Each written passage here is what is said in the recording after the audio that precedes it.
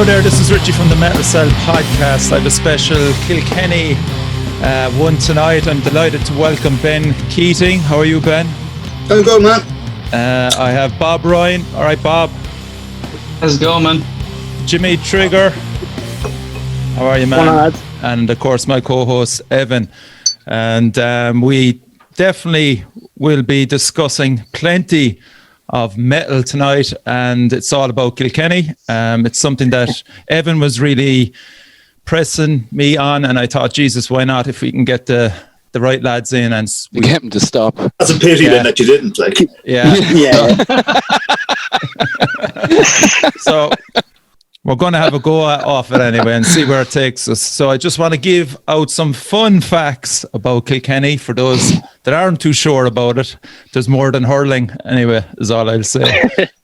So first one anyway, in 1641, Kilkenny was actually the capital city of Ireland. Now, me being from Cork, I have an objection straight away, but and it remained the capital for 9 years, would you believe, until Cromwell led the conquest of Ireland in 1649.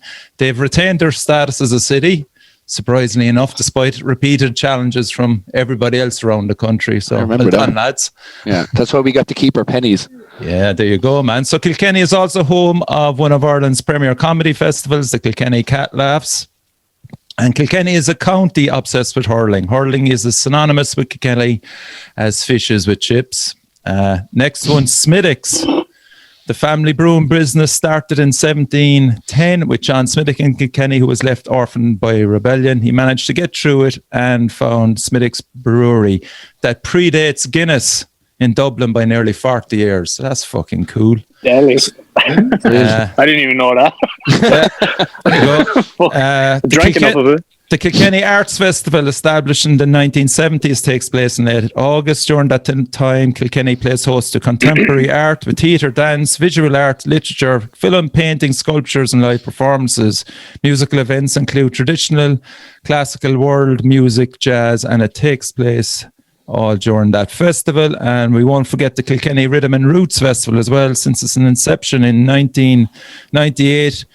I think it's in May it happens. Is it? The city hosts some of the finest bands in the business. And last fact, big shout out to the lads of Cartoon Saloon, who were nominated for not one but 2 Oscars for their stunning animated films, The Secret of Kells and Song of the Sea. And they were up against the likes of Pixar as well. So out of all that, lads, there's a lot of culture in your city. And now let's not talk about any of that. Let's get... You just reminded me of the entire summer was festivals, like, so whether it be Rhythm and Roots or the comedy festival, yeah, all you remind me of is like fucking liver damage and bank holiday weekends and fucking getting rat-arsed. Yeah, Rhythm and Roots is that's a messy one, like. Yes, like, because like you can hear them, you can hear this hum kind of come around the city, and it's like camper vans just arriving in with all these guys with like leather elbow patches and these funny looking fucking cowboy hats, and they just all arrive in, take over. The Cat's Laugh was the one that did the damage, though. Because I'd worked the Cat's Laugh like as a sound engineer, and it was like 5 days, Thursday through Monday, of just non-stop drinking, and then if it was like Langton's or any of the pubs and stuff, like, they'd just stay open. They didn't give a fuck. Like, so they'd lock us all in. Like, so bizarre to be walking down John Street and next thing you're like, oh, there's fucking Darryl Green. Yeah. Crazy. But he's fucking pissed. Like, he's in a chip shop on John Street at 3 a.m. Could have started a fight with Des Bishop. Was it the Hibernian that they used to have the after party as well, and that was just like the messiest fucking thing I've ever been at, and it go on to like 6 o'clock in the morning as well. But how did you deal as locals with tourists just flooding your city for 4 days and just not being probably able to get a drink or nothing? Between March and maybe the end of September, the place just flooded anyway. Like, you know, the Italians and the Spanish. I loved it. Yeah, it was great. It was a good buzz. Like, they never came to any of the gigs, like, but our gigs anyway. Yeah. And is it just me? Didn't suffer that much. Like, is it just me? Like, did the climate totally fucking change? I bet you all those times you can remember back, they were fucking sunshine, bathed in sunshine. And now it's just fucking rains the whole fucking time, it seems, you know? Hasn't stopped raining in Kilkenny, actually. I haven't been there in 10 years, so I don't know. So it's sunny here, like. Let's start about bands that kind of came to your attention. Probably the big breakout bands were Curb Dog, Engine Alley, and My Little Funhouse. Goat, yeah. Goat, yeah. They were probably the best band, I think, to come out of Kilkenny. I agree. I would agree with that. Goat are, for me, the best bands to come out of Ireland. Period. What a live band, too. Like, I just watched the other night. I was probably too young for it, but I watched. The hall with I couldn't give a fuck about Fugazi. I don't care what anyone says, but I watched the Gout, the fucking set. The full set. It's on YouTube. I sprained my ankles during the mosh pit, and I had to take a week off work after. But yeah, man, like Gout would play like every now and again in a like Clears or the Zoo, and man, it was like. Bedlam, it was like a death metal festival on steroids. Like it was fucking the craziest fucking shit you've ever seen. Like and hanging from the rafters. Like so, who were Goat lads? You have to. Oh yeah, go on. Sorry, no one knows who they were. How the fuck do you explain Goat though? Who was the drummer? How many was in the band? First of all, the drummer was the first drummer was Maurice Deegan, and I think it's Maurice Deegan, and then.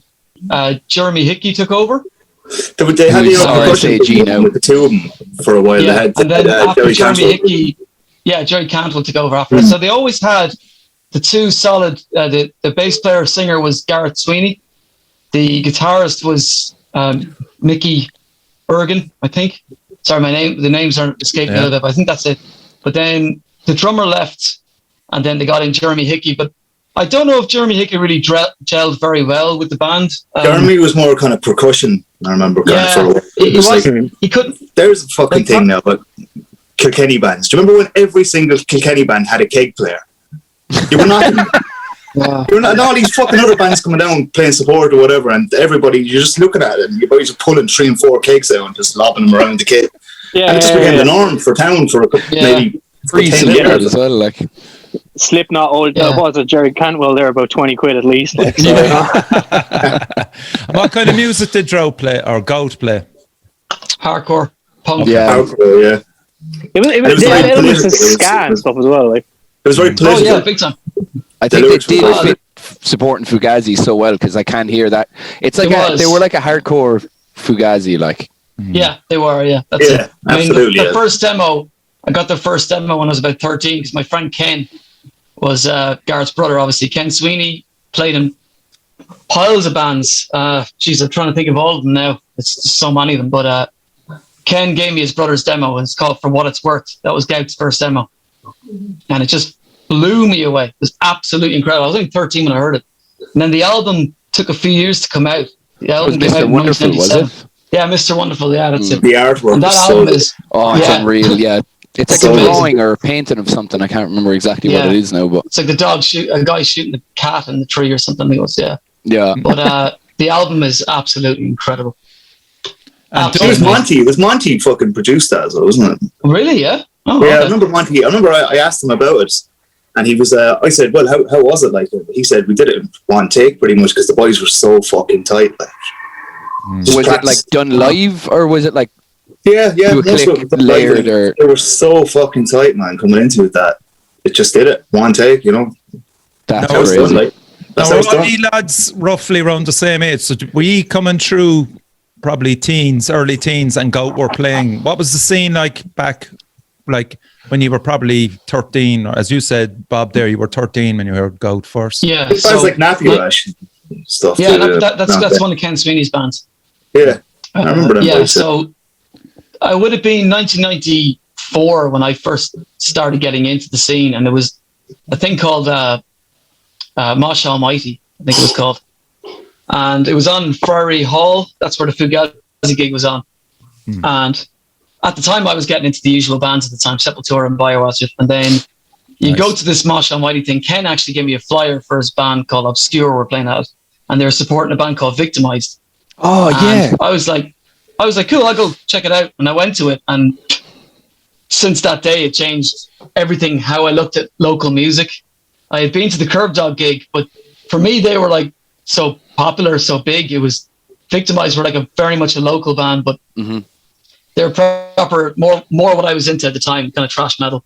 Yeah. Okay. So yeah, Victimized were amazing. I went to the gig and they did a Sepultura cover and a Biohazard cover, so Perfect. just sold me straight away, and they were incredible. And Victimized were around for about 2 or 3 years. They won the Battle of the Bands and all that kind of stuff. So yeah, there was a lot of activity 1994, 95. But I don't know. My Little Funhouse for some reason was a bit before my time. But yeah, it was just so many gigs between 94, 95, and 96. Right. What about you, Local Jimmy? stuff. What were you doing then? I'm 37 now, so I was a little younger. He was wanking himself back then. Well, I was learning how to wank myself. With the fucking back of shampoo bottles or whatever you could get, like.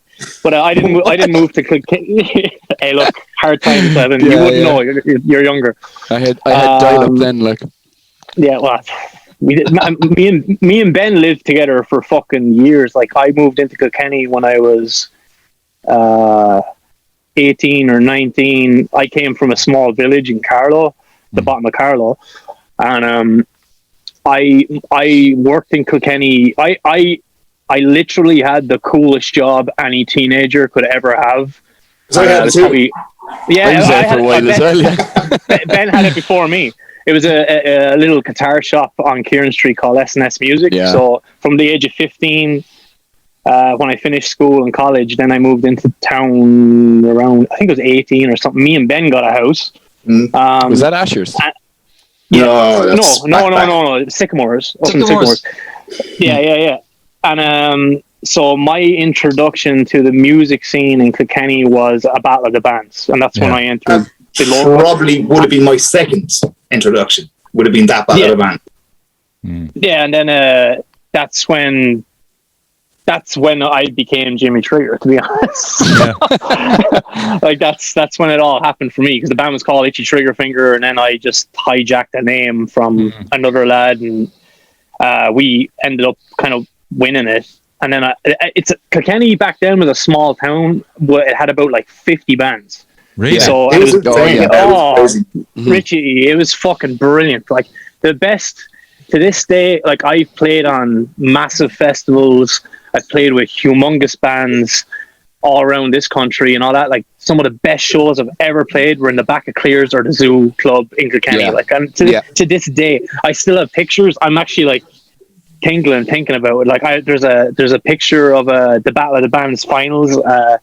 One of the lads, Ado in Kilkenny, sent it to me, and I'm fucking tingling thinking about it. And just, man, it didn't matter what the band sounded like. It was just so, it was a cacophony of fucking every genre, whether it was punk or pop.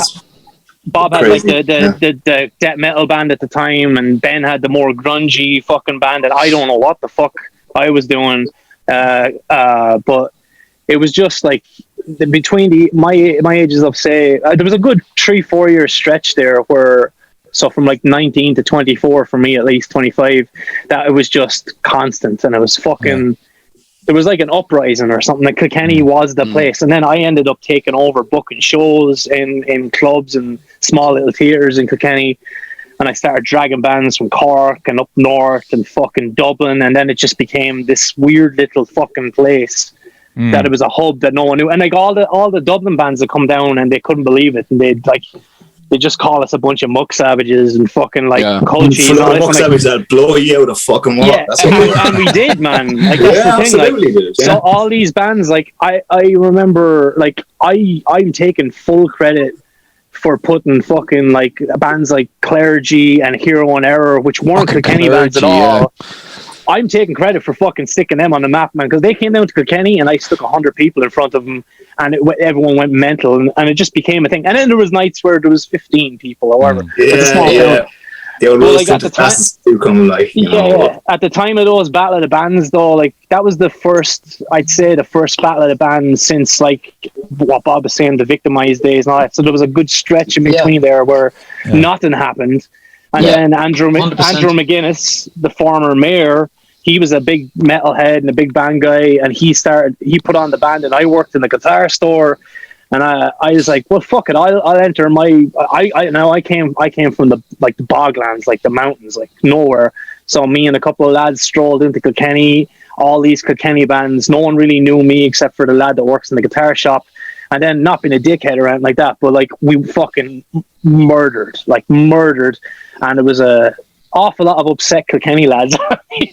But went in, won, and then that's the start of my career as such. That's when I guess I took off, and then that was it. Like, and then me and Bob started playing shows together, and me and Ben were already living together, and me and Ben used to do like open mic nights and shit like that, like acoustic sessions and stuff like that. So the Widows and stuff it's a small town, but like everyone knew who Bob Ryan was, everyone knew who Ben Keating was, and everyone knew who I was. There's no ego there at all. It is what it was. But it was the next generation. We were the next generation after Gout and Curb Dog and all of that. And but we all, every time Curb Dog played around like that or Gout, we were all like the schoolgirls rushing to the club. Like, but at the same time, within that time, like Slave Zero was the big, which is Bob's band, was the biggest death metal band going. Like, so, and I don't know what fucking genre. I was a mess. I didn't know what the fuck I was doing or what kind of songs I was writing, but we were like, we always, the Zoo nightclub, the Clears, it was always packed.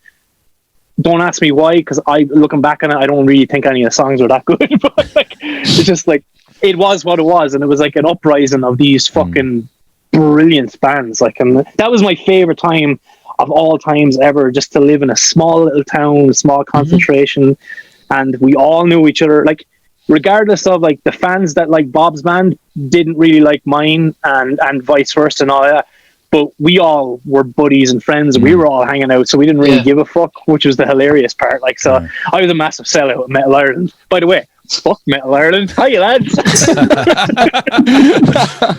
Ben, suck my fucking tan cock. Ben, just want to jump in there. What about you? You started off, were you gigging? I would have been kind of, what's that? Sorry?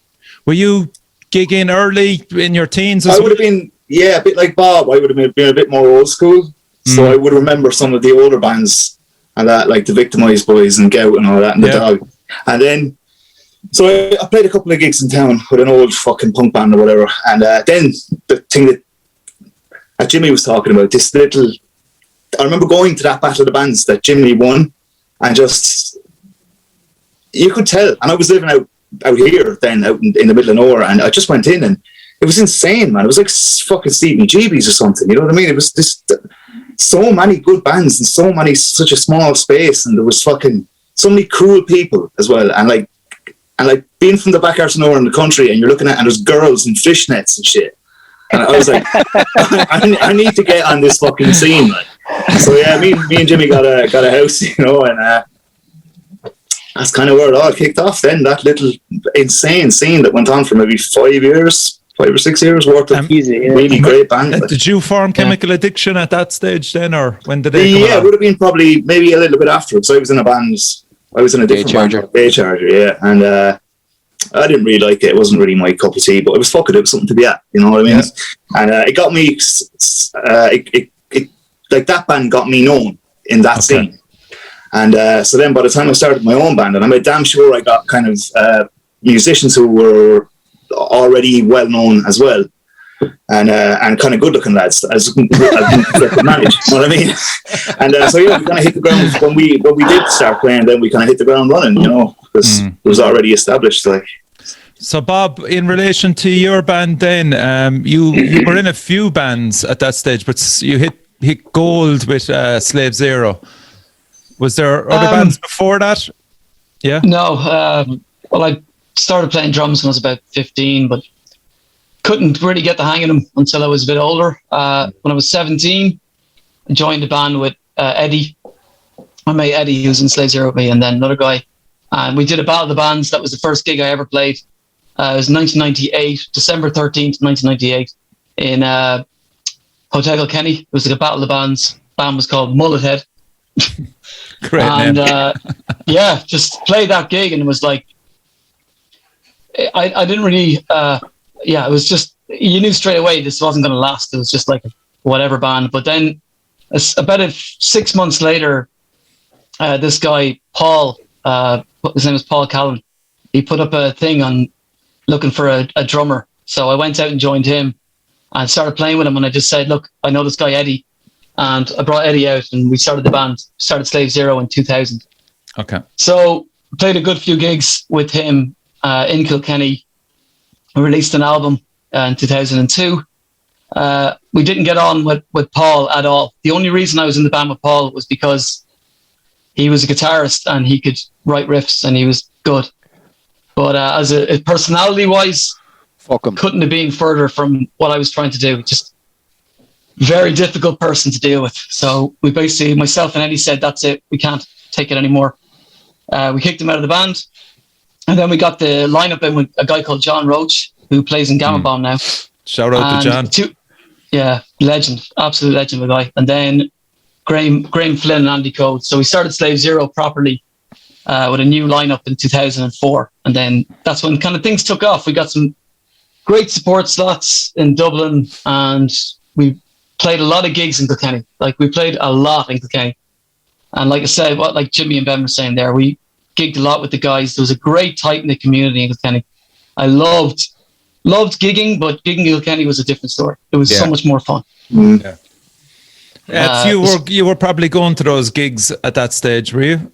Yeah, I'd say I was about 12 or 13 when the first time I went to the zoo, because the zoo used to have every second Sunday used to have the all ages gigs, and you know, it's one thing, you know, seeing like Alice in Chains and loving big bands like that, but I think what like just completely took me was going to somewhere like the zoo, seeing like normal people making music that I loved, and I just got obsessed with it. It was more inspiring to me to see gigs like that in smaller venues, because it made me be like, I can definitely do this. Like, I think from there I just got obsessed. Like Kilkenny was, as the lads were saying, there was so many bands as well. Like there was, I think like so many genres, so many everything, and just, like you would have the most mixed lineups as well. Like you would have a death metal band, a grunge band. I think some of the Battle of the Bands even had, what was it, Kickstart? I know they were like an acoustic thing, and they got fire in it as well. You know, there wasn't any oh, that's not fucking heavy enough, or that's not what. It was just people loved music, and I think that's what just took hold of me, and I just needed to do something. I started some fucking shit bands, but I was just so excited to get involved in it. I didn't really care. It was only till like, I'd say about 17 or 18 that I was like, right, it's one thing to play gigs, but I want to do something that's fucking sounds good as well. Like put the time and effort into it. And had you jammed with any of the lads at that stage? Ben or any of them? No. I had to earn my way into that. Yeah, I think the first like decent band that I was in Kilkenny was probably the Linesman, but that was I wasn't really writing any songs. I was just kind of playing bass. The singer and guitarist Daw was it was his thing, but it was just good to be able to be involved in something that sounded decent. And then like I was always obsessed with Chemical Addiction. I still to this day one of my favorite bands. Like, and I say that to Ben every day that I talk to him. I just like fucking loved that band. So when Ben asked me to join Chemical Addiction, something that I was like secretly hoping for years, like years. There was a few times we went for a jam just for the sake of it, just playing Chemical Addiction songs, being like, John, I could play them. Not well, but I could play them. But I think kind of the common denominator amongst you all is, and I think it's a vital part of the scene, is the all ages gigs. Oh, huge, yeah. I think as well that Kilkenny was, like if bands were doing an Irish tour, you had to play Kilkenny, you know? It wasn't like, now it's like you have Galway, maybe Cork, Dublin, and maybe Belfast. But you could do 2 gigs in one day in Kilkenny, you know? You could do the all ages one and then play the same venue, just the nighttime one. It used to be like the Saturday night gigs in the zoo, and then you'd have the Sunday gig as well. Yeah, and everyone would be fucking hanging, but you just be like, that's where you're going to have the biggest crowd. Like, fucking 4 paracetamol and 2 shots of Jaeger. Off we go again. Round 2, ding ding. And what about the Lord of the Drums? You were involved in that, Bob, and Jimmy as well. Well, Jimmy, it was Jimmy who kind of organised that with Frank from SNS. Let's talk about that and how important was that as well to the town. It was kind of like Frank Salmon is the owner of SNS Music. Him and his wife Frank and Fanula.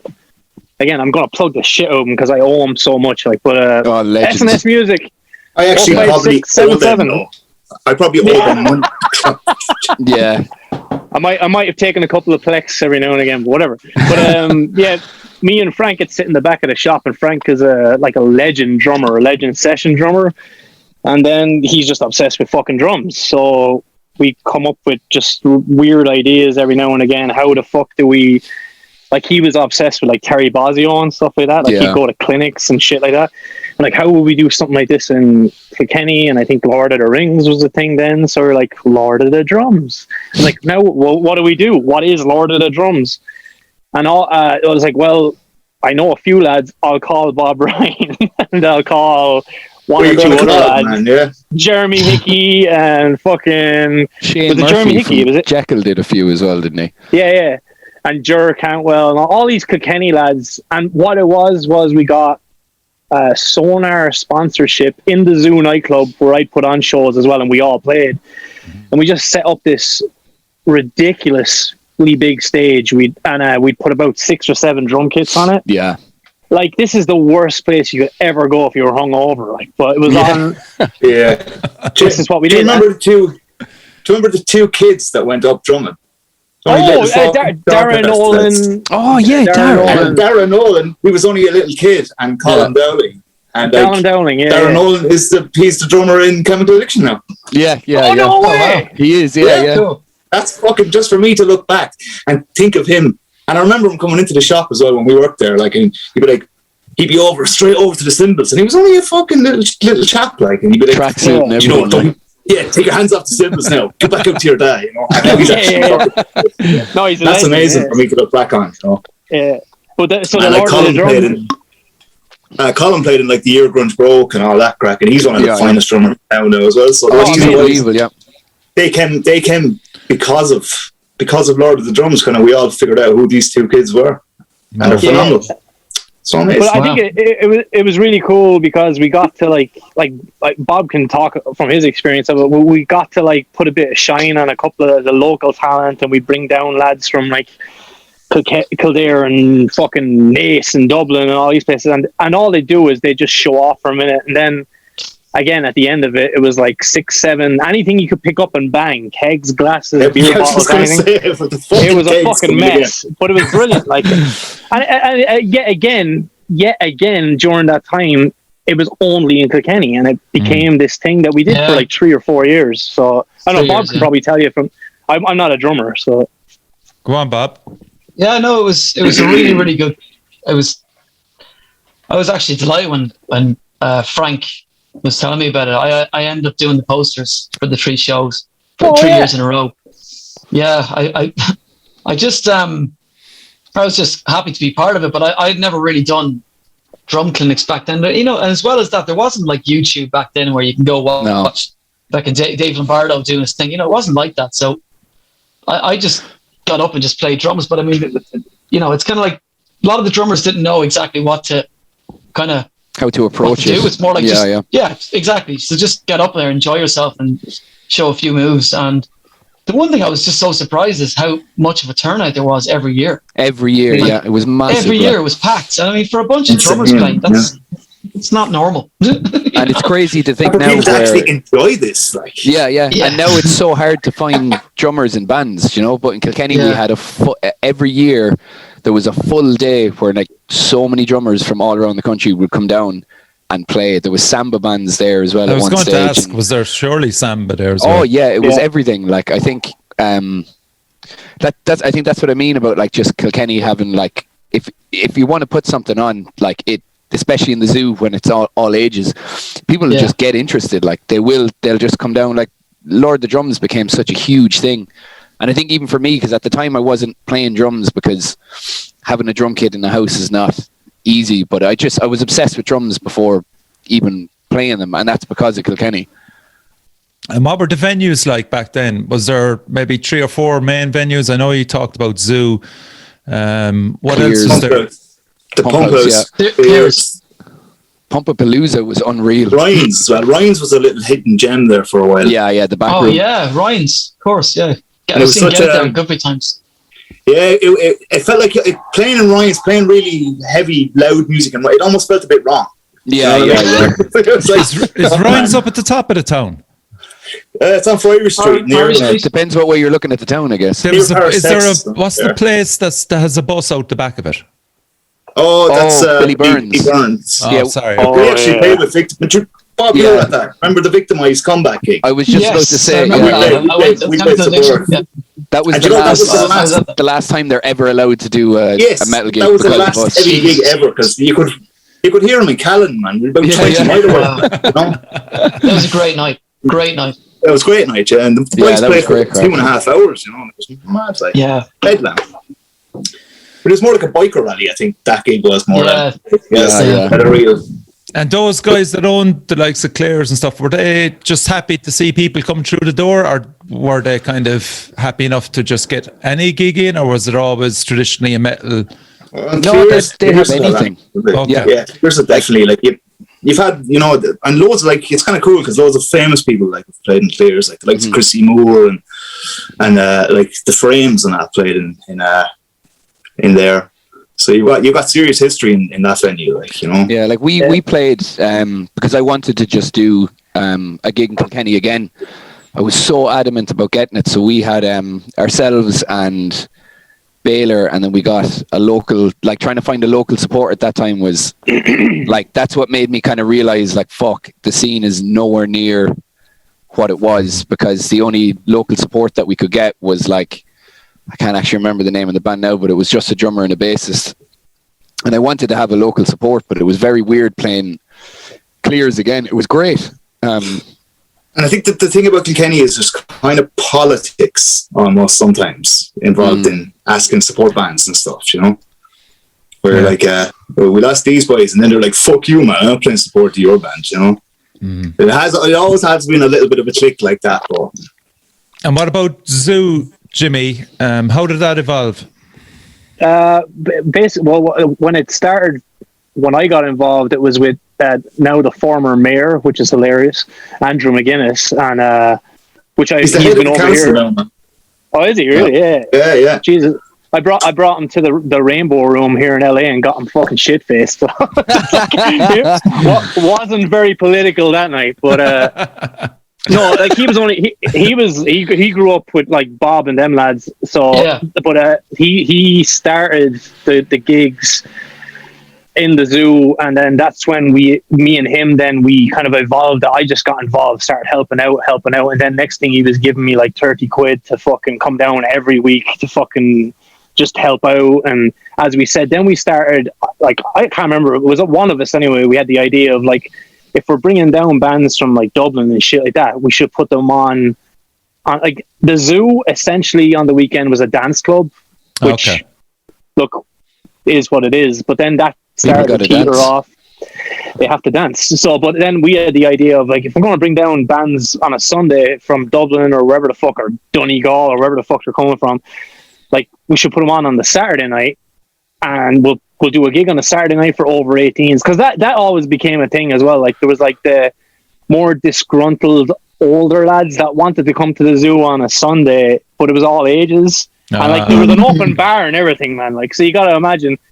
There's like it doesn't matter, I can say it now, like, but like there's a lot of teenagers like shit faced and stuff, like drinking in the alley, and then there was like, there were older lads who wanted to come to the gigs. So then that's when me and Andrew started bringing down bands to do the Saturday nights, and then we'd end up just standing in the back alley all Saturday night drinking cans, get up on Sunday morning and do the shows again. And then I actually started working with Johnny, who was the manager of Clears Theatre, who was across the street, because that was my local. Like, that's where I go give them all my fucking money.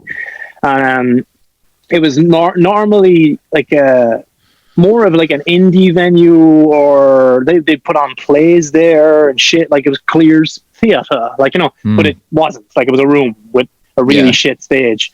And so I just put together like a fake fucking promotion business, Trig Promotions or whatever the fuck I call it.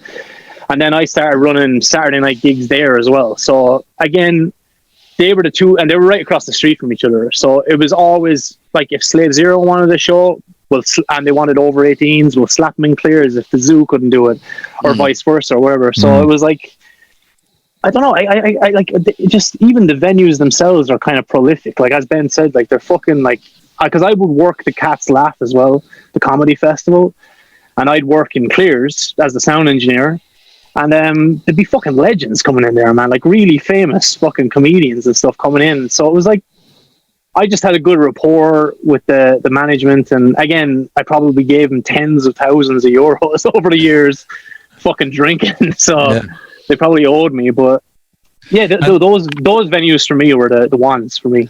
And what kind of attendance would a lot of these gigs get? I mean, I know that there was, we'll say, Disgorge from Mexico came in, which Bob, remember?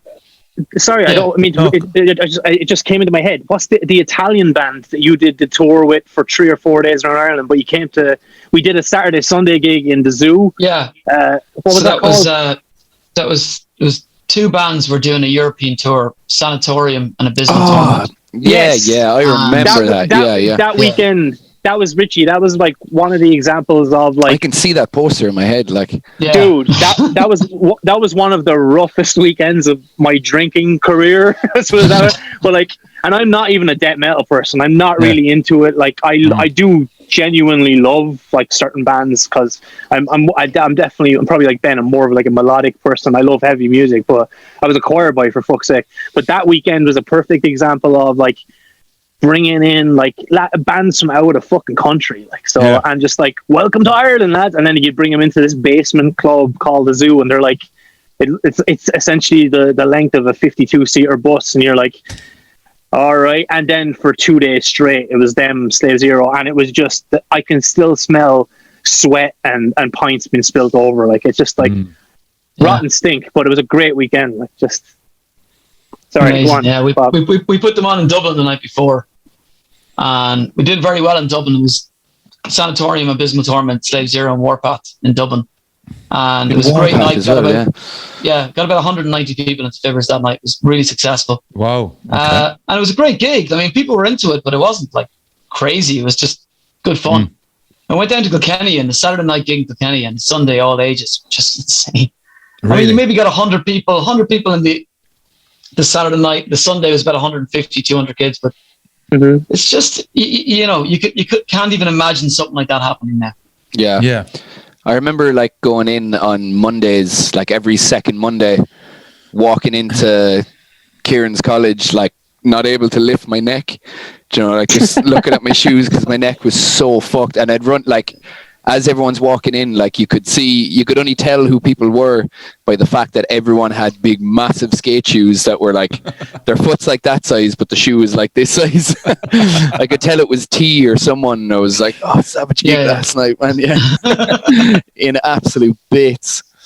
Yeah, you gotta imagine, Richie, you're walking into these venues that hold, like, Clears holds 70 people probably. Yeah, if even, and then, like, there was times, like, you asked, like, what kind of crowds? Like, yeah, there was times you might only get 15 people in it. Like, but there was also times in, like, a 70-person venue that we'd smash 100 people into it. Like, so, or, like, the Zoo was no more maxed out 120 people. Like, but we would, like, I remember the finals of the Battle of the Bands, the year that, again, it all exploded. We smashed nearly 200 people into the Zoo. Jesus Christ. But like you had to walk down it was a club underneath a townhouse. So you'd walk down the stairs. Beside a porn shop as well. Beside a porn shop. And the second you'd walk in the door, the fucking waft of sweat and heat would hit you.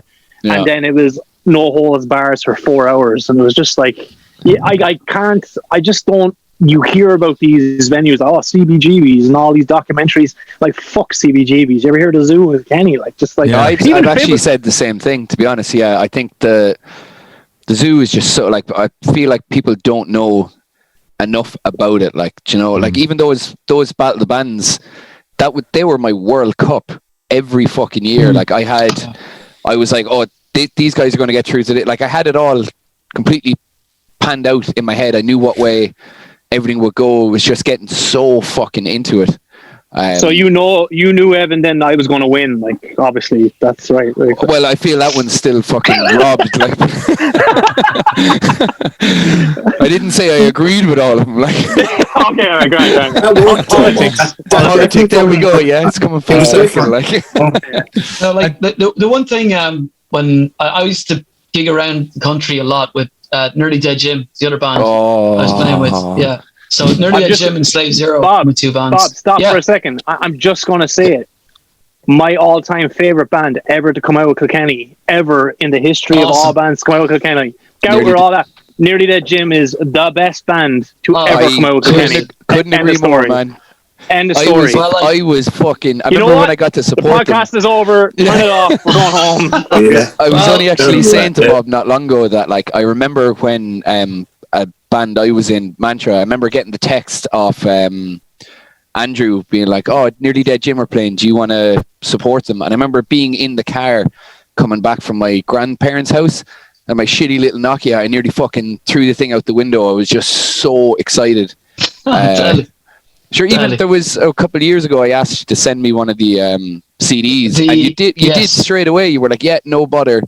When we went to the last time we went to record, well, no, not the last time. Like when we went to do two of the singles, I brought the Nearly Dead Jim CD, and I was just like, by the time I got to go to record, I was like, I don't want to play these songs. I just want to be a Nearly Dead Jim. Like, yeah. Oh, well, look, Nearly Dead Jim are the two guys in the band with me. Still two of my best friends, Steve Ryan and Eamon Gray. They're amazing. Incredible musicians. I was actually very honored to be in the band with them, even though they were like two of my closest friends.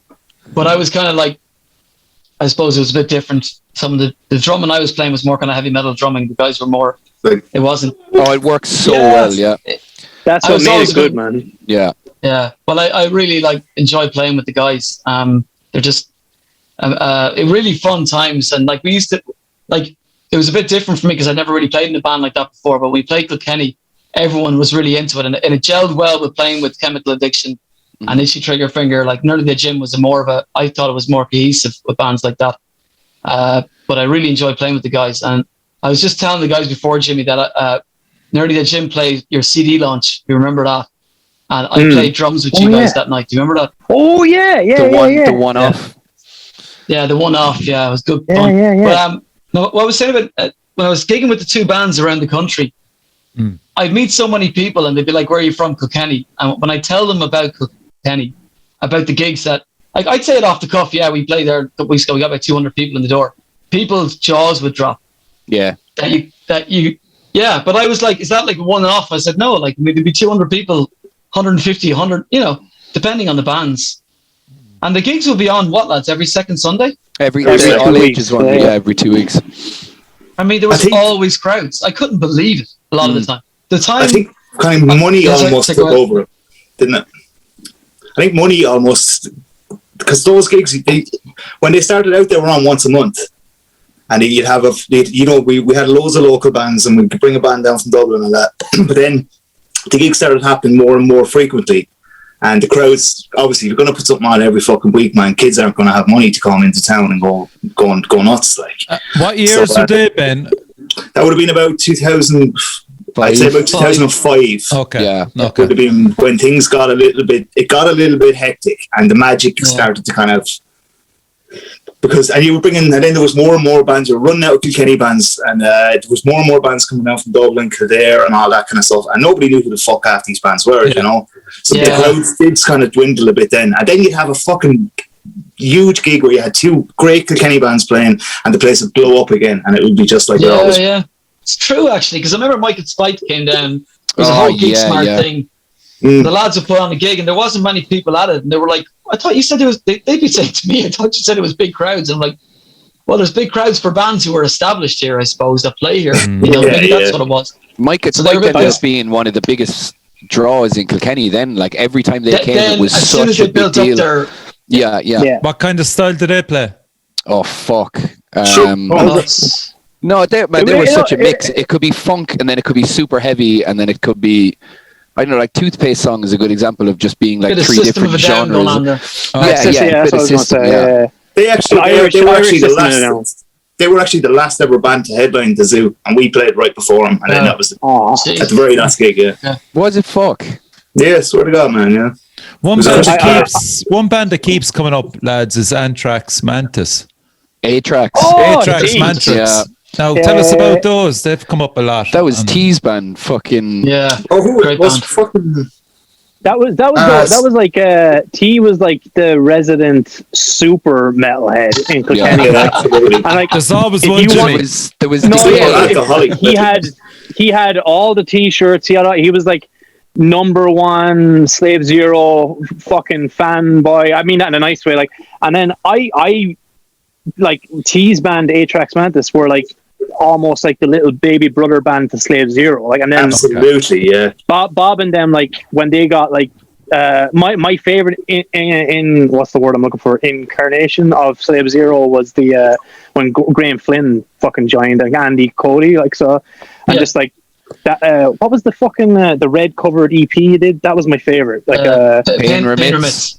Yeah, because it had melody on it. That's why I liked it. Like, but that I think that was like I don't know. Again, I have no fucking idea what genre my band was, but like we'd go off and we'd play with like Slave Zero and Atrax Mantis, and like T's band, like he was Captain Guttural, like just like there's no pitch, there's no nothing. It just sounds like a freight train running through a tunnel. Like, so, and just like blast beats and everything. Like his band would make Slave Zero kind of seem fucking not that heavy. Who were the band that brought the Pig's Head to the Zoo tonight? Do you remember that, Jim? Oh fuck! No. They played in Cork as well, in Crushkeen. Yeah, so I can't fucking remember. Putrefy, no? It probably was. Yeah, I just remember they brought this fucking pig's head out of a bag and started firing pieces of it around, and you're like, I was like that when we used to we used to kegs around here. Come on. But Atrax Mantis record anything? They actually went on to win the Battle of the Bands. Yeah, there's still stuff. I know that you lit. I know it starts like that. Like, what the fuck is the name of it? For those, fuck your god, the #1 hit from Atrax Mantis. Decay. Wait, was that not a Decay song? Was it? Shit. Previous band. That was Decay. That was like T's band before Atrax. But that I remember as well. I was only saying to Bob during the week. I remember when Atrax were doing like a warm-up gig to support Cannibal Corpse, and they played in Clears, and they came out to the Lord of the Rings tune. That was fucking brilliant. Like, more bands should do that.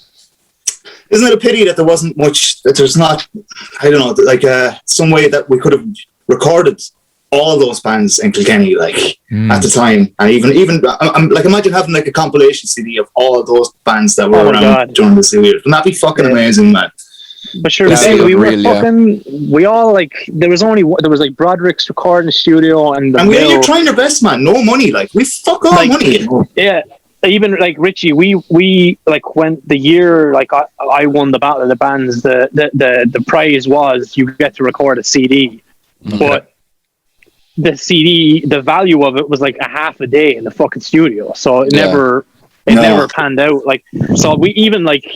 From the day that we won to the day that, as Bob said, like we had a massive CD launch in Kilkenny. It was great. It was nearly 2 years later though, like, but because we had to save up money and like now literally like after this, I'll turn around and just fiddle on my computer and write a fucking album if I want. Like, it's not a big deal. Like, it cost me nothing but time. But like back then, like we actually, I remember Andrew, we tried recording stuff in the Zoo, but just. man, the technology and quality and like, sure, for fuck's sake, like half of us didn't have like mobile phones or nothing, like, you know, so just there's no way to capture. And honestly, I bet you if we did capture it and we look back on it now, we'd probably think it was shite. But like, it's just the memory. Like, dude, I can't. I like Bob. I played all over Ireland. Like, the biggest shows I ever played were like in Cork or Dublin or like that, but nothing compared, man. Fucking nothing compared. Like nothing. Cork Opera House was the best. I remember Nearly Dead That was Jim. the blast gigs, wasn't it? No, Jim that you trigger finger. Yeah. In the half Cork moon. Opera House. Oh, the Half Moon. That's it. Half moon. Yeah. Man, we thought we made it. Like, cause we'd go in and we were There's like, so many pictures. I know pictures of Nearly Dead Jim from that. All right. dude, it's like Is that one of the so many people. proximity infatuation? Is that? Yeah. Yeah. Is that in my head? But it was one like, besides that particular venue and 300 kids that didn't give a fuck, and like there's nothing like Kilkenny going on, because we like, between me, Bob, and Ben, we played all the fucking venues. Like, we played them all. Do you know what, we man? did all. That's the thing about like that's almost a Kilkenny thing. Is we say the boys that you have here, right? We would have been lads that would have went and played gigs in other counties. There's a thing in Kilkenny. There's a thing in Kilkenny called the Parliament Street Tour. And a lot of bands from Kilkenny don't go away from the Parliament Street Tour. It's like there's fucking 3 pubs. You play there, you play there, and you play there, and then you fucking get drunk, and then you do it all again next month. And a lot of bands fall into that kind of, you know. But Ben, you made a big deal about that as well. Actually, I remember when I joined Chemical Addiction, and we played those gigs, but there was always. Oh, you get the like, fuck we out always, we always had somewhere else that we were doing. It was never just. If you're gonna go to Dublin and play to 10 people, fucking do it. Yeah. And you drill that attitude into me. Being like, always have another gig that you're going to. Always have. It can't just be like, cool. Yeah, that was a great gig in Clears. Now what? It's like, well, we'll write a few more tunes, and then maybe in a couple of months we'll play those to the same people. Like, you can't do that. You have to just keep continuously playing, or else. And you see, the thing about those gigs as well is like, you know, it's like the whole kind of, you know, with every single year, those gigs are getting more and more magical in people's heads, and all of a sudden you were playing 30 people in Clears, and like, a year later it's 50 people, and a year after that it's 100 people, and a year after that it's a fucking 1,000 people in the back of Clears, you know. But like, get out there and do something, you know. Even if you're playing to 10 people in Fibbers, do it. That was my attitude, you know. I still stick with that in my head, like. At the time, I remember being like, again, like, I was young and stupid, like, but very ego driven. So going down to Cork, Richie, and playing the first 1 or 2 shows, and then going back and people knowing who I am, like, there was no better high than that. Like, and that, seeing like young lads and young ones all walking around with your shirts, because they like the shirt that cost you fucking 20 quid to make, but you sold it for 10. So like, but going back like 2 months later, and like that fucking, like, that's the one thing, as Ben was saying, like the Parliament Street Tour, like, you play in Clears, then the next day you walk across the street, you play the Zoo, but not many lads, like, we go off, and we, like, again, I just remember one of the Nearly Dead Gym gigs in like the half moon in Cork, and we go down, and I wasn't even playing it. I went down with the lads just to fucking hang out, and people knew who I was, and I'm fucking 20 years old, like, so that for me and my confidence was like, I'm going to Cork, that's 100 fucking miles away. And I'm there, and people are like, "Oh man, saw you a month ago, you're fucking deadly, like." Saw you a month ago, you were shit. I'm from Cork. Yeah, I'm from Cork.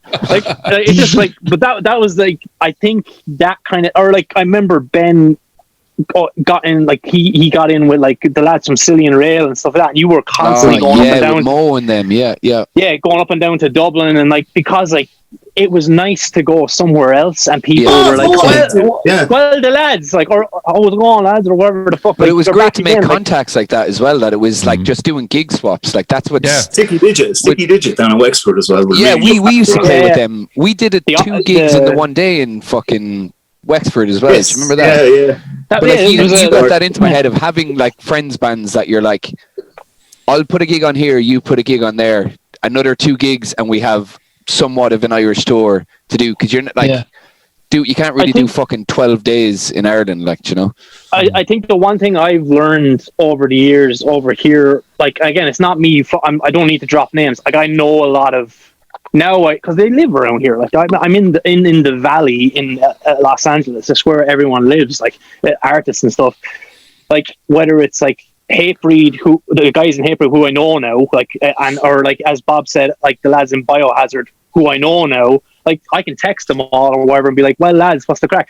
But like, do they text you back though? They do, yeah. Dick pics mostly.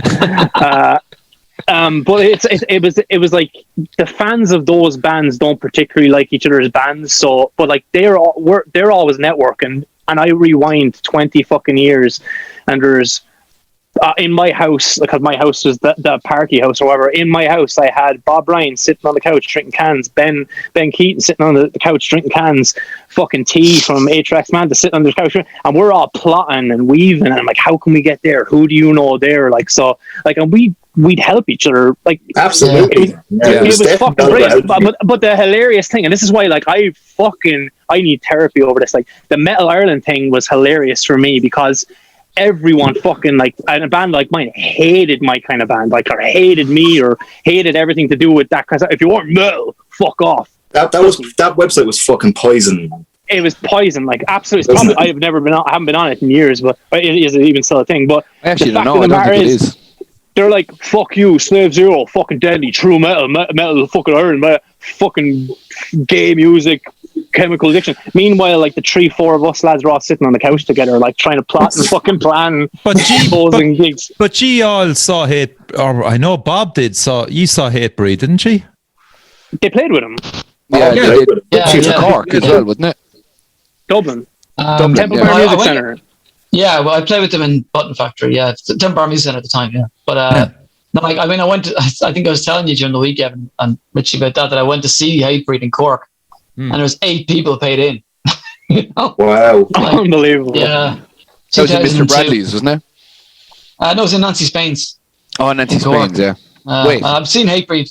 That is Mr. Bradley's. Now, is that what it's called now? Yeah, I think so. Okay. What was Nancy Spence? All right, yeah, go on. Nancy Spence. No, it wasn't. Sorry, I'm a piece of shit. Sorry. Yeah. No, it's like, I mean, Hatebreed did an Irish tour in 2002. Played Dublin, Limerick, and Cork. They had 40 people in Limerick, 8 people in Cork, and they did 140 in Dublin. You know, but they were probably still coming up then. But it's like, it's crazy when you think about that now. You know, it's like some bands have done that. You hear about bands, I can't remember who, but like even back in the day, H would bring Opeth over. They paid to 200 people, 150 people. You know?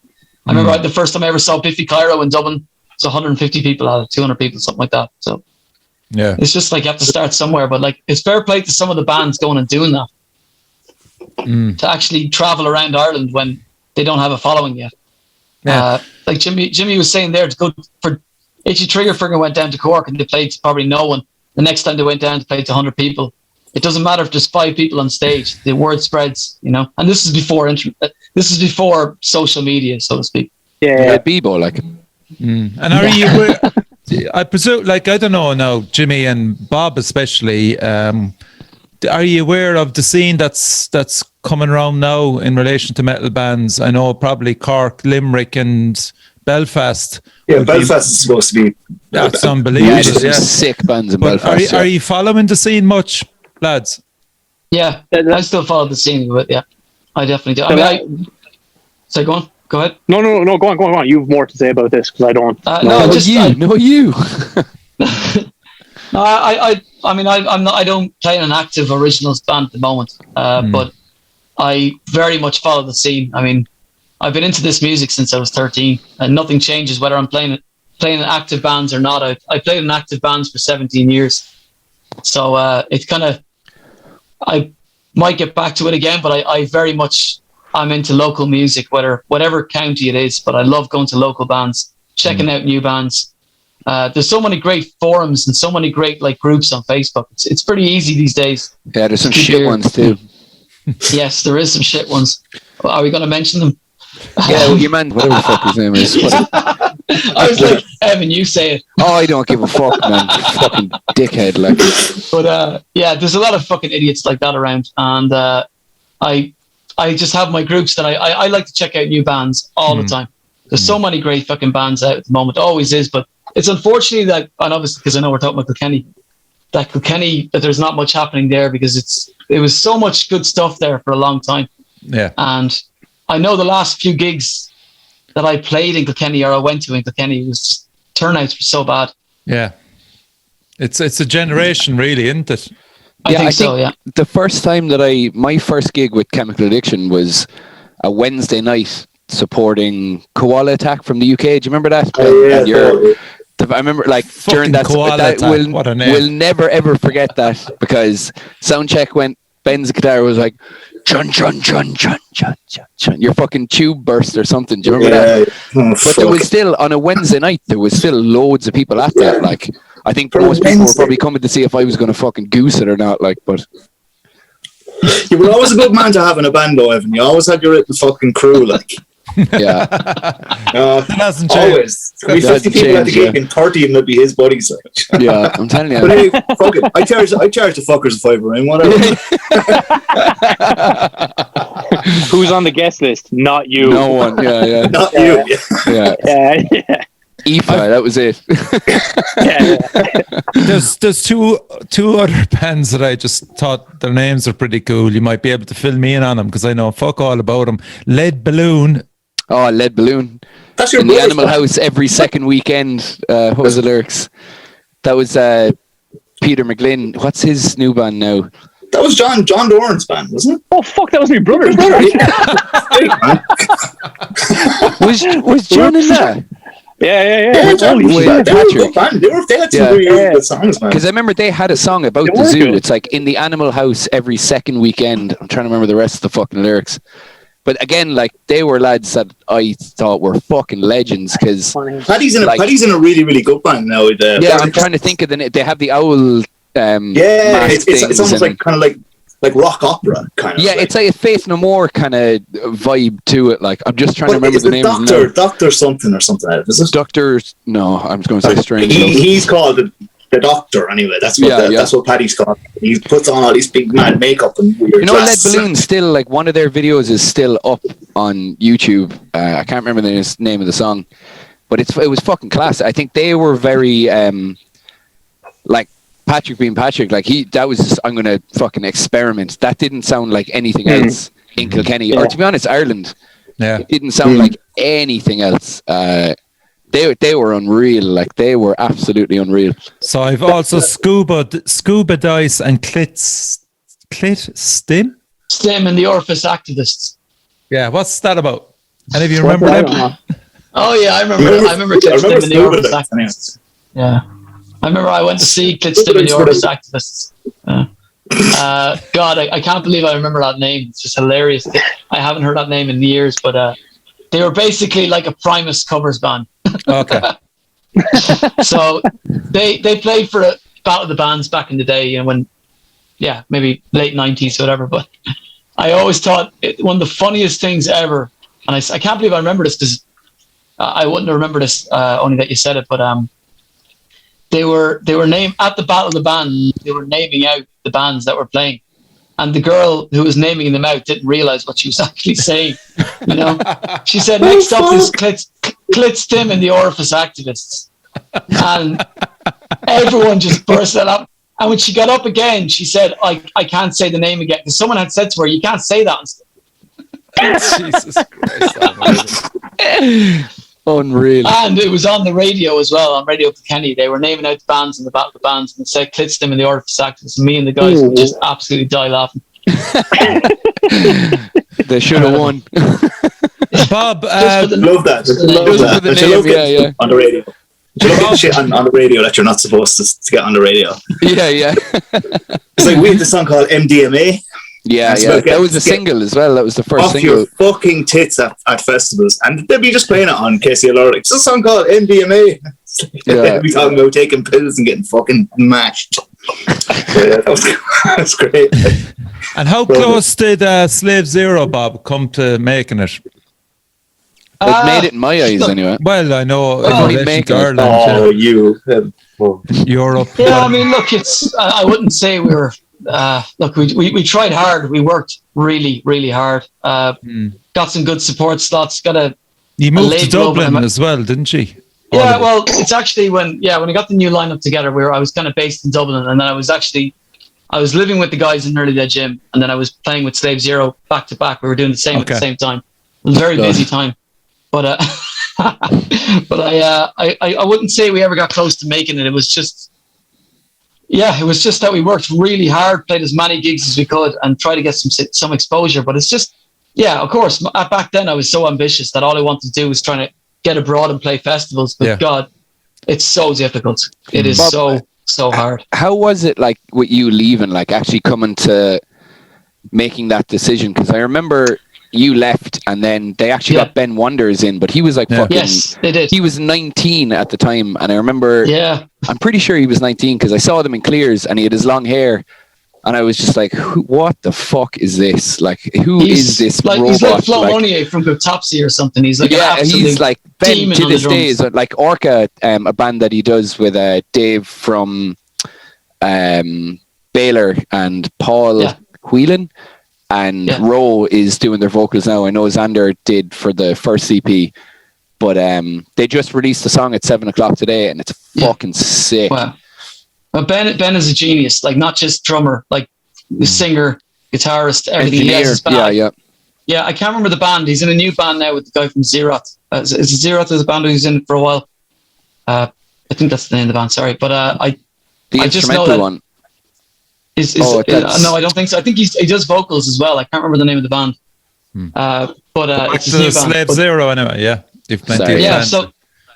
Yeah, no, it's like I left the band in 2009. Ben took over. I was in the band for 9 years. Like, that's enough time to be in a band. I wanted to do different stuff, go traveling, stuff like that. Okay. So, it was great. Like I wish the guys the best when I left, but I just there's only so much you can do. You know, I have to say, like, if I'm going to be honest, as soon as we got the support slot for Hatebreed and played Hatebreed, peaked. Not that it went downhill for me, but I just kind of I pretty much fulfilled what I wanted to do. Okay, if that makes sense. What I would say about the whole Kilkenny kind of early noughties thing as well, and you boys all know what I'm talking about. You felt like a proper bit of a superstar almost back then. Do you know what I mean? And I can see, because like a lot of people have left Kilkenny, but I fucking stay. And I'm looking at some of the lads who were in those bands back now, and some of those boys ain't doing so good, man. It's almost like a mental health kind of a stigma thing about you were this proper like little superstar, and then this bubble bursts, and these guys don't really know what to do with themselves. You know what I mean? It's like, okay, where are the 200 people shouting for my band anymore? You know? And I've seen that. I've seen that a lot in Kilkenny, and maybe it's just because it's such a small scene or whatever. But you will spot the certain boys, you know, certain lads have taken to booze and. But man, and like people, like that. That's kind of a more serious aspect. I get what you're saying, but the thing is, well, like in Kilkenny, like people fucking cared, like they really. And the thing is like there was no at the time. Or there's ego everywhere, but I think just if someone like your band. They'll just say, man, I fucking love your band, you know? Like you would have someone stop you on the street excited to see if you're going to do something else, or, you know, like you were just constantly, again, it being a small city, that you're surrounded by people that are as interested in it as you are and just want to know when the next thing is or what's going on or what the plan is. Basically, a great sense of community. Oh, very much so. Yeah, very much so. But like, Jimmy, I just want to talk about you now for a minute. You got as far as you could with your band, Itchy Trigger Finger, and you decided just to leave then, yeah? Yeah, well, it kind of goes back to what Ben was saying. Be back in a sec. You take it away, Jimmy. Yeah. What? Take it away. It goes back to what Ben said about the mental health thing and all like that. Like, and I just, at 25... I saw the cap, like I saw the ceiling, and I was like, fuck, like there's nothing's happening. Like, I'm being dead fucking honest with myself now, because I go back and listen. Like, I'm not sure we were that good. So just like being fucking dead serious honest. Like, so, and I literally was telling someone last night here, like, what's it like back there? And like, I was very like undiagnosed, like with like very bad depression, and I literally only got diagnosed with PTSD like last year and stuff like that. So all these fucking weird things were going on for me at home. I don't know if I ever hid that from the lads very well. I'm not sure, but like, you couldn't hide shit from me anyway, man. Well, I was stuck with you, like. But I made a choice at 25. It was either like, and I'm not trying to be over dramatic here, like, because I'm very happy it didn't go this way. But it was either I've hit the ceiling, that's it. And I'm not, Richie, I'm not very good at anything, to be honest. I'm not much good at fucking anything, but I love writing and I love singing and I got better. I got a lot better actually over the years. But it was either one of two things: get better and leave, or fucking kill myself. And that was it. Like, and that was. It's not like to put a damper on the fucking. If anyone's listening now, turn it off because you're not going to like this next part. Like, but they were the two things. And I spent 2 years at home, sitting in a house by myself a lot of the time in a room, planning my fucking move and not knowing what to do. Because like Ireland can, just like Ben said, like I could have easily been one of the lads sitting down in the pub, necking pints on, when's the dough come out? Tuesday? So just like sitting in the pump house on Tuesday, spending me dough money, or I'd be dead. I know for a fact. It seems that kind of there's like a natural progression when you're in a rock band, and I don't know if it's Kilkenny or if it's Ireland or not. You're kind of in your rock band, then you're like, okay, well, I'm too fucking old and I can't cut it doing this shit anymore, and then you're up in the brogue maker playing your acoustics, playing your Irish ballads. And you see these guys that were in these fucking fantastic bands. Amazing. Man. I remember seeing the lead singer from My Little Funhouse, and he was playing in this pub, and this guy sounds like Axl Rose, you know, and he's sitting there playing Four Green Fields in an Axl Rose voice, because that's what you fucking do. Yeah, no, that was never the plan for me. So I said I'd either join the 27 club and fucking end it. Heroin wasn't my flavor, so I would have drank myself to death. Or get the fuck out. And then I vividly remember the house that me and Ben used to in another fucking house me and Ben used to live in. I sat in my bedroom for 2 years and I saved every fucking penny. I wouldn't go out on a Saturday. The lads would all show up in my house drinking in the sitting room and like going out, and I just sit there like a miserable prick. But I'd be sitting on me money. Like I'm like, come out and have a few pints. No, I can't. I'm broke. But I had a plan. Like I wouldn't call it a plan. I don't know what the fuck was in Ashers, wasn't it? Yeah. But all I knew was Colin was there. Yeah. I remember you selling all your T-shirts and everything. Dude, everything. His Bebo page up, Jim be selling all his T-shirts and his jackets. So Jimmy's tees. Even on fucking online, it probably looks so either this cunt's going to kill himself or he's going off somewhere, like, you know.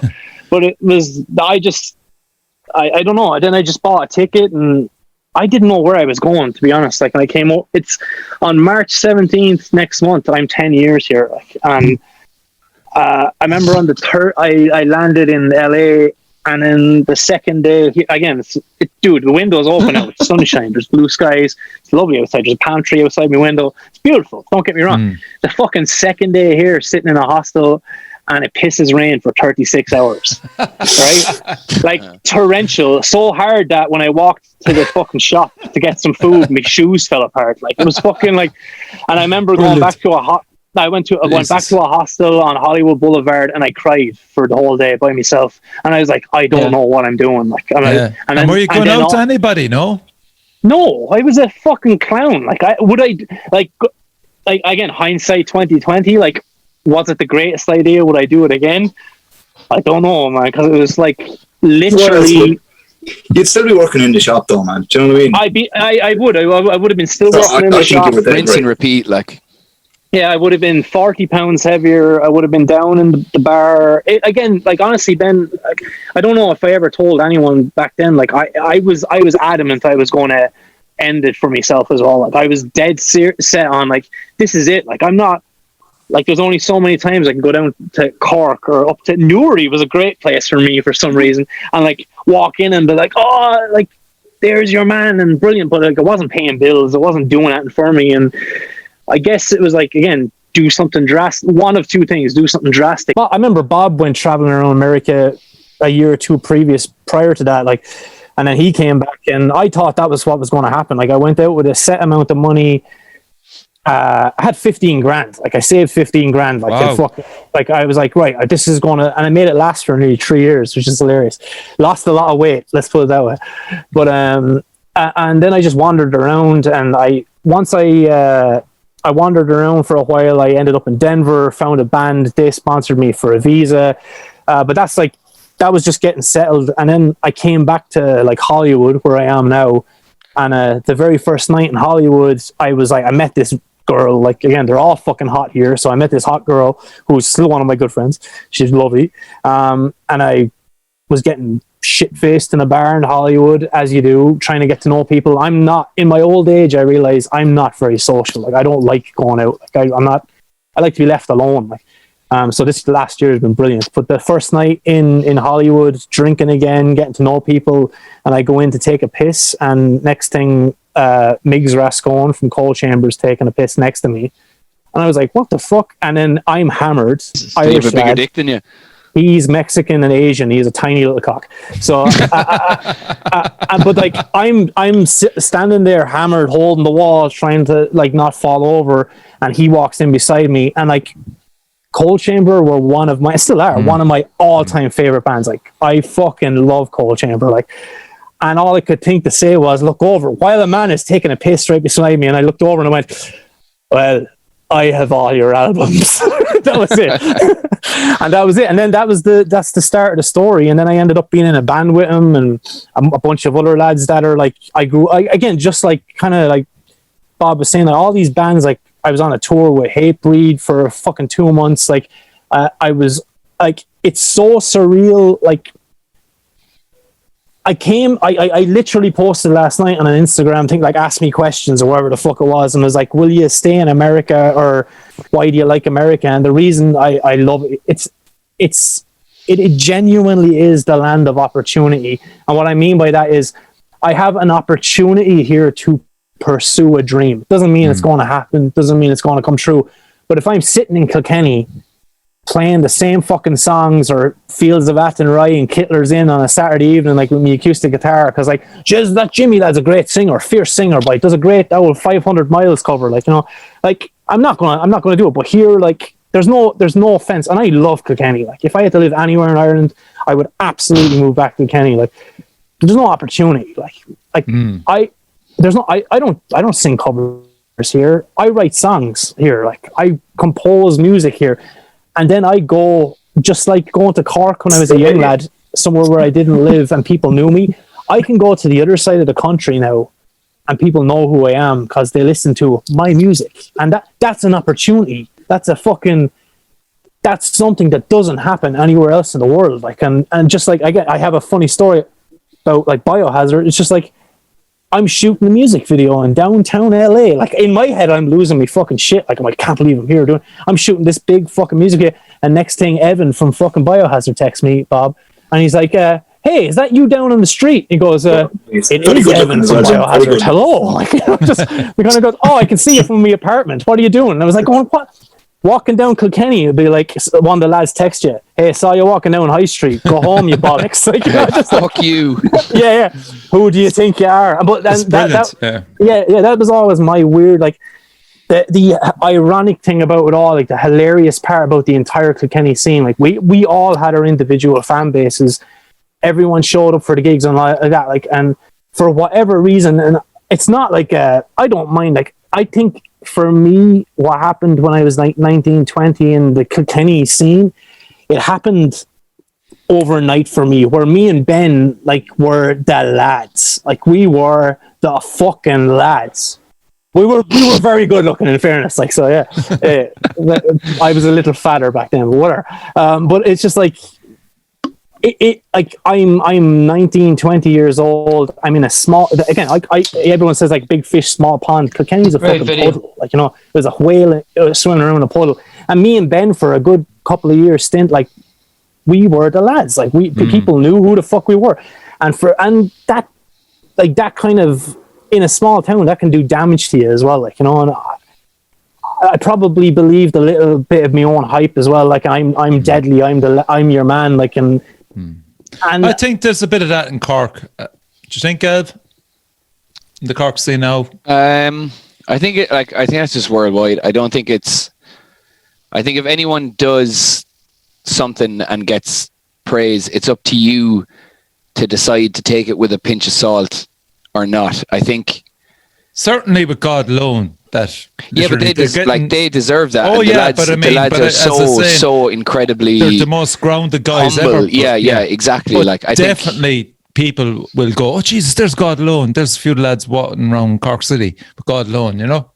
Yeah, they probably would. Like, yeah. I think the thing in Cork now is there's a great sense of like, again, like just being the lads. Like people are interested in different music and they're interested in what other people are doing. Like there's definitely bands that are kind of like see it as a competition, which is a kind of shitty way to do it. Like, and it's usually a lot of like, you'll get a smaller band that gets something very small, and then they're almost like, you know, I'm sure there's like fucking group chats somewhere that are like cutting the back off some band, but you'll hang out with them or something, and like, I just fucking hate that shit. Like, well, that happened to me right before or right as I left, because I flew back to France to record an album with a band from Limerick, or a lad from Censura, they were called.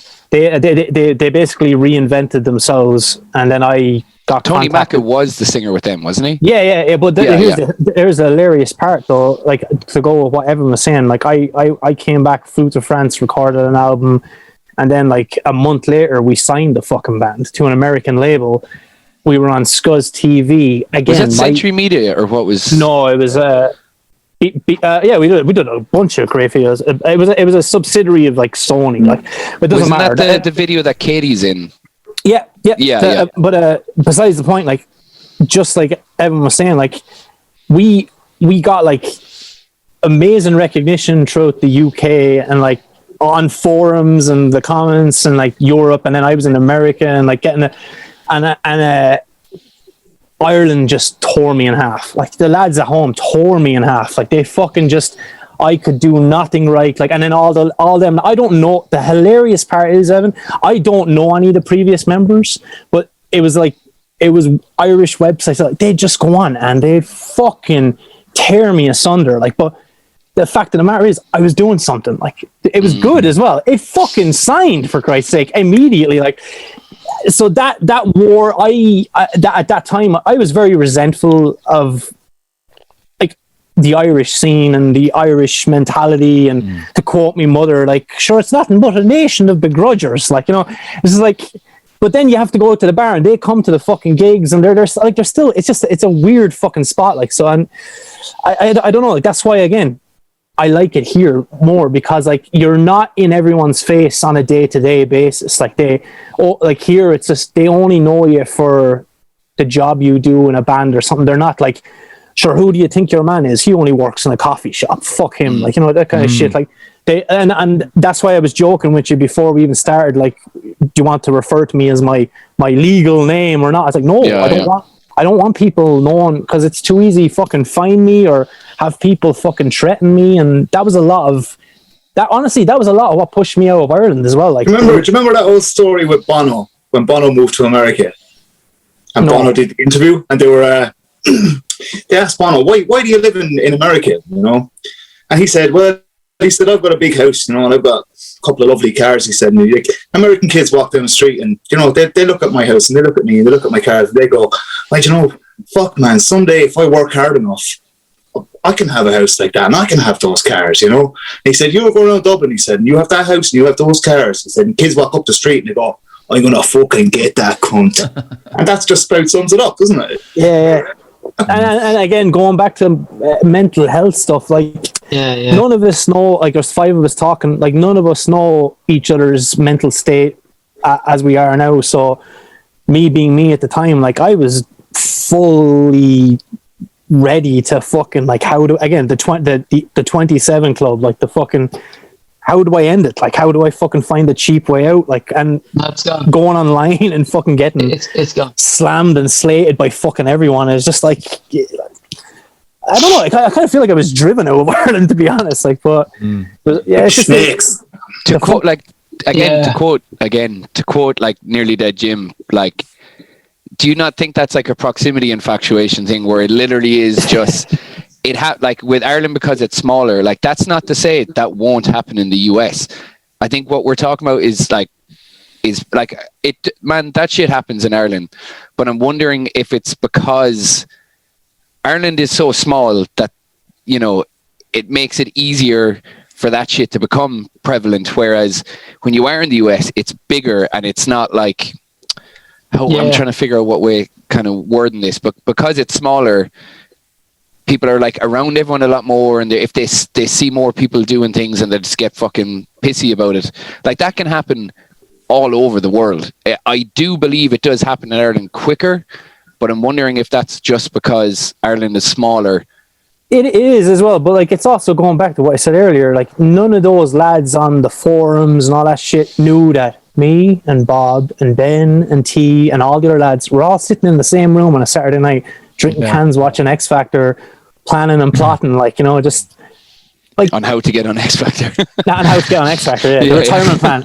Like no, like we don't see that now. Like we don't like what. That's the reason I do genuinely enjoy social media now as well. Like we get to see more camaraderie through bands, and like we get to see more like you're one band you love, one band you hate, but they're all taking pictures together and taking the selfies, and they're like, it makes you stop for a second and be like, oh shit, I'm not going to insult them maybe, or I don't know where I'm going with it, but it's just like, I think if you're a dick, you're a dick. If you're a dick, you're going to spread dickness everywhere, and that's only going to go so far. I think if you want to be like, if you're genuinely a nice fucking person and like doing nice things and people shit on you for it, that's fine, because that's their kind of deal. Do you know what I mean? Like if you want to be someone that's like, it comes to like a strength, but not everyone will have. But if you're surrounded by people being fucking negative assholes, and again, like you're saying, sitting having pints, if you want to sit there and buy into that as your encompassing world, that this is actually what people are like, or do you want to be like, man, I don't want to be shitting on everyone all the time. Like I don't, because it happens. It really fucking does. And sometimes it's so unnecessary that, I don't know why I said that so weird, but it's like people do it for the sake of doing it. It like people talk shit for the sake of talking shit. Like I feel like they don't actually mean half the things they say, because if they were on, like, if there's anyone that I wanted to talk shit about, I'll happily say it here, because if there's someone I wanted to talk shit about, I mean it. Like, you know, you can't be fucking roses all the time. Let's not pretend that you can. There's people that you won't like, but it's like standing up and liking what you do or don't liking what you do or what someone else is doing, and not just being a fucking social media pussy where you hide behind everything. Like, but I would say musicians more than anything else would be susceptible to criticism no more than praise as well. So that comes with any kind of art. Yeah, same with sport as well. Yeah, like. Exactly. So that's where this is coming from. You know, that you're up there as a target. You know, so I just like fuck everyone. I'm class, like, and it's down to the person then to. And how you adapt to it. Yeah, of course. But, I mean, 100%. So with Jimmy over in America, I mean, fucking fair play, man. You know, keep going on that journey, man. You're one of us. You're doing good, dude. You know, fair fucks. Oh no, I'm flying the flag every day. I always remember when slaves. I remember it was I think it was like a Watergate show or something like that. Like, I just wish people saw us all together at 4 a.m. after the show in Eddie's garage or something like that. Like, then it would shut a lot of people up. Like, it would be like, I don't know. Like, I always nowadays, I always promote more. I don't talk shit. I genuinely don't fucking talk shit about anybody unless you're on Metal Ireland and you can go fuck yourself, and I hope you all die. No, I'm kidding. I'm gonna have to check if that's actually still going. Is it? Yeah, no, I haven't a clue. I actually haven't a fucking clue. No, it was replaced. Good. By Seesaw, was it? Go on. I don't know. Have you heard about Seesaw? No, let's not put it on the show, man. Come on. But that's the thing, is like it's like, and again, as I said, like being over here and like I did a Warp tour a few years ago, and that's a fucking mess of like, geez, like you don't know what time you're playing every day either. It's not a set. Well, no, it's not that. It's 95% of the bands to me are like, I don't know what's going on. This is shit. Like, but the fact of the matter is, they all have their fans, and when all the fans leave in the parking lot later on between all the buses and all that shit, like all the bands are hanging out. Like again, me and Wayne from April became like fucking really good friends because we just hang out and just drink fucking shit beer and like talk shit. But online, like again, now the beautiful thing is now we can share these relationships. Like we can share this mess of Zoom calls or whatever the fuck it is, and we can share like, here, look, like death metal or grunge or whatever the fuck I am. Like the fact of the matter is, I saw Bob practicing and writing all those albums. Like, so for me to say fuck Slave Zero or shit or whatever,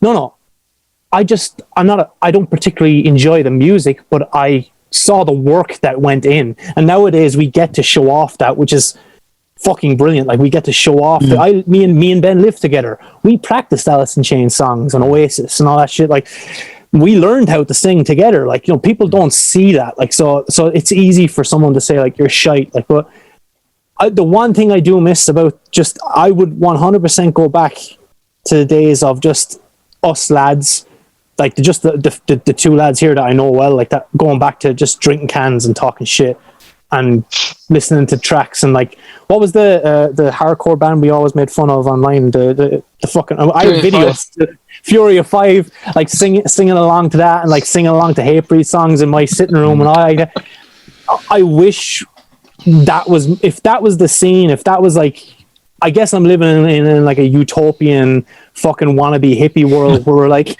hey, I don't particularly like, for example, like the Defiant Stand. Bob wasn't a big fan. Like, you know, I didn't get it. But Defiant Stand. But the Pain Remits EP, I was like, fuck yeah, this shit is awesome. Like, so, and like Ben, I just like Ben's music because he sings. So, and he's a fantastic singer. Like, but I mean, getting back to Bob there, Bob, you've unwittingly become a curator to some degree of the Kilkenny scene, man. You sent on some fantastic posters and pictures. Yeah, that was so good to look at as well. It's very important to have people like Bob in a scene that will have the fucking savvy to save fucking posters and pictures. I'm just when it comes to when I first started playing music properly, I just document the living shit out of everything.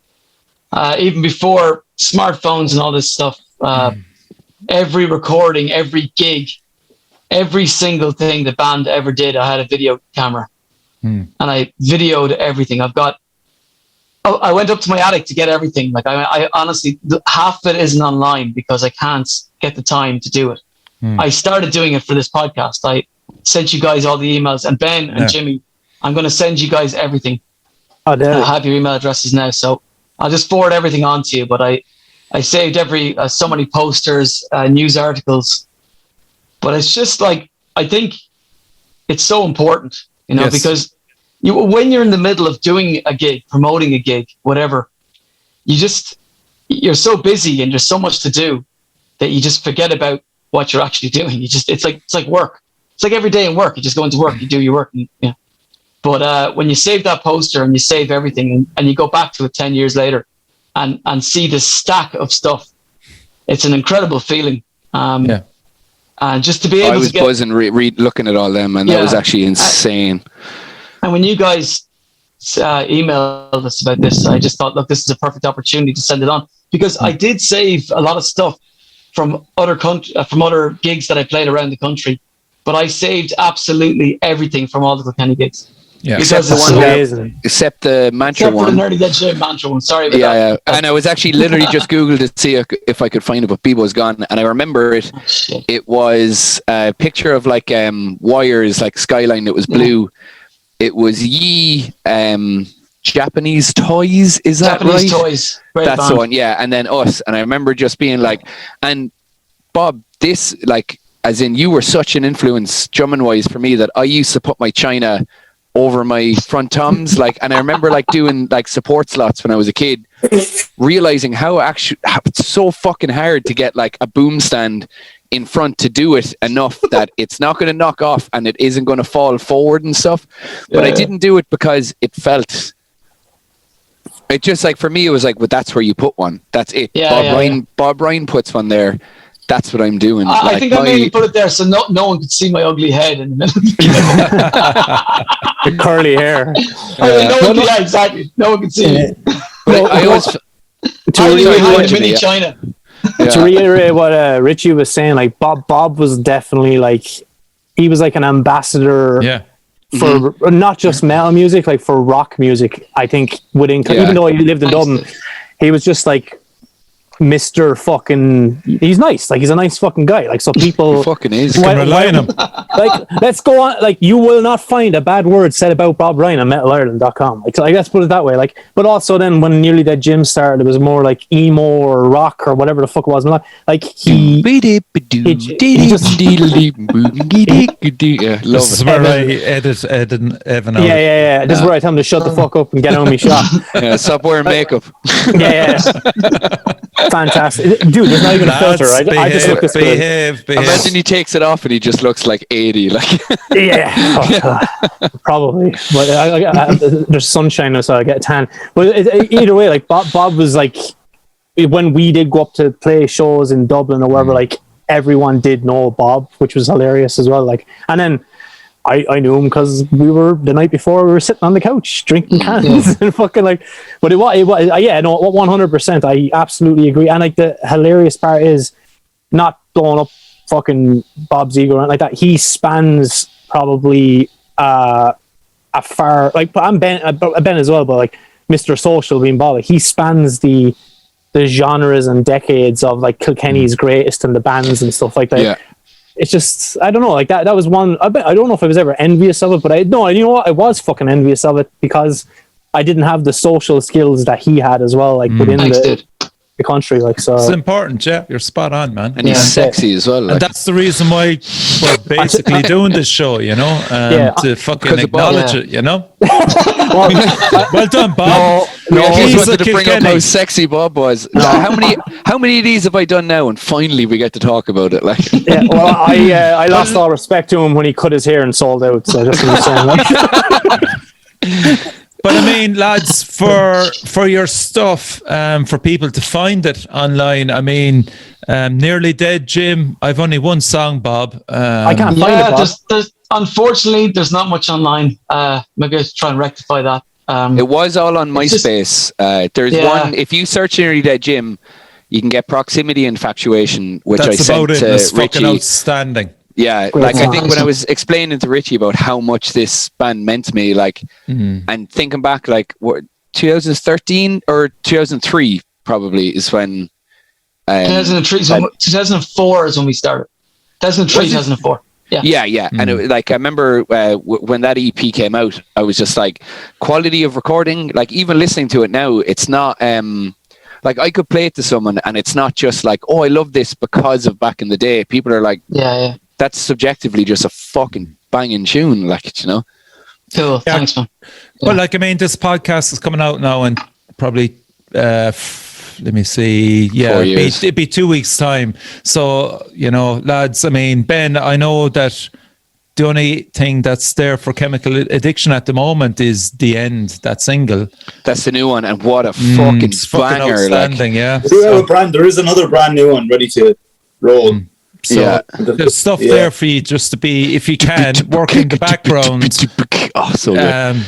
Nearly Dead Jim, if you can, Bob, try and get something together. I will. It's one of those things where I just like, I suppose sometimes you're just like, does anyone want to hear like what? You know, but it's we were kind of around where social media was. It was just before social media had really taken off. So MySpace, yes, we were on that a lot. We put up some new songs, but the band fell apart then. So that's why it wasn't there. But Slave Zero, when I left, the band kept going. So that's probably why. That's still up on Spotify. Yeah. So Jimmy, you have your last release was Become a Ghost in 2019. Would that be right? Yeah. It was just a single I did, and then once I'm finished here, I have to turn around and procrastinate on what the fuck the next thing I'm doing is. But like now it's just like I've that's the one beautiful thing about here. I have an unlimited resource of like incredible musicians here that I can ask at any time to help me. So it's just taking my finger on my arse and fucking like oh god, no, releasing songs. But also pandemics and all that shit didn't help either, because of course, my true joy is like playing shows. So it's just, and that like I didn't feel, it felt kind of weird releasing stuff and not being able to go out and promote it and play a song, like, because so a lot of bands are holding on to stuff now just to have some form of idea of when you can actually. And have you a band, Jimmy? Have you an established band? Yeah. Okay. That's it. Yeah. So my give band, them a shout out, actually. Go on. Yeah. The band I have here is A Trigger Within, and then essentially it's me doing all the writing, and then I bring in a bunch of, like, I have a bunch of young lads over here that are like, they put you to shame, like, just talent wise, and they play with me, and it's just brilliant. Like, and then again, it's the amount of fucking musicians and wonderful fucking talented people here. I have no fucking excuses, like, you know. So I literally sit here. I sat here last night by myself, like, just staring at a folder on my computer with 15 songs. I was like, fuck, man, just release something. Like, you've no fucking excuses. But I'm King, Mr. Procrastinator, you know. So it's just like, so something will come out in the next few months again. I don't know if it'll be a full EP or another single or something, but yada. Something. It'll be me looking fantastic with guy liner on, and a tank top. Tits. Well, that's in nowadays, so we're allowed to do that. But that's what I'm doing. So A Trigger Within all social medias, at Jimmy Trigger all social medias. Like, that's it really. Good. And Ben, when are you coming out with anything? Within the next month. Okay. Let's say we're just waiting on the artwork. Right, so, very good. What is it, a single or an EP or what? Just a single, man. We're going to release, we have another maybe 4 heavy songs and 1 acoustic song. So I can pretty much like release a new song every 3 months for the next year and not even have to pick up a guitar. What tune is it, Ben? What tune? It's Sour. I can send it to you if you want, man. Yeah, I was actually about to say. If you want to do a worldwide exclusive. Okay. Yeah, man, fucking Sour is a banger. It's probably not going to be up on Spotify for a month or that. Like. Yeah. That was Daw wrote that with you, didn't he? Daw didn't write shit. Well, yeah, as in like Daw was the drummer at the time. Like, Daw didn't write shit.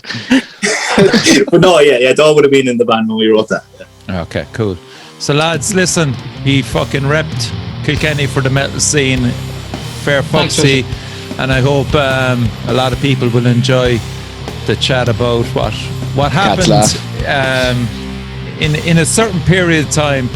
It certainly was, as someone said, a fucking hub for bands, metal bands to hit Kilkenny, and it's great to checking out some of the bands that were around then, like Gout and fucking Slave Zero, Nearly Dead Jimmy, Triggerfinger, Chemical Addiction. Yeah. It's great to acknowledge the scene, lads, and thanks a million for coming on the show. White Noise and Mala as well. They were fucking sick. Blue Ghost. Blue Ghost. Yeah. It's all coming out now, and I fucking Blue gave it a chance earlier. Poor Richie's trying to turn off Evan's mic now, yes, just to get us to yeah, he's used to it. So you've been listening to Bob Ryan, Jimmy Trigger, Ben Keating, and of course my co-host Evan. Thank you for listening to Metal Cell Podcast. Hit the subscribe button and crucially support your own Metal Cell. Thanks guys. Cheers. Thank you so much. Bye.